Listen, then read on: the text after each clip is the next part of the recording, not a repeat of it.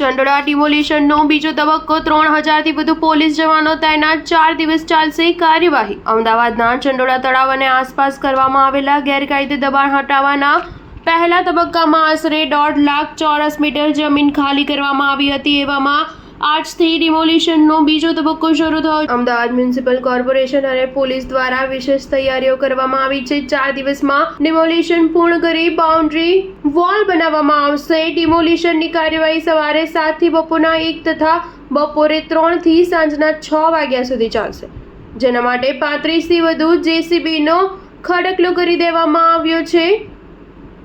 અસરગ્રસ્તોને ખસેડવા માટે એમટીએસની બસો તથા મેડિકલ ટીમો પણ તૈનાત કરવામાં આવી છે. બીજા તબક્કાનું ડિમોલિશન 4 દિવસ સુધી ચાલશે. તે પછી કાટમાળ હટાવ્યા બાદ સરકારી જમીનની આસપાસ બાઉન્ડ્રી વોલ બનાવવામાં આવશે. આ અંગે વધુ માહિતી આપતા પોલીસ કમિશનર જીએસ મલિકે જણાવ્યું છે કે ડિમોલિશનની કાર્યવાહીમાં 3000 પોલીસ કર્મચારી, એસઆરપીની 25 કંપનીઓ બંદોબસ્ત માટે તૈનાત રહેશે.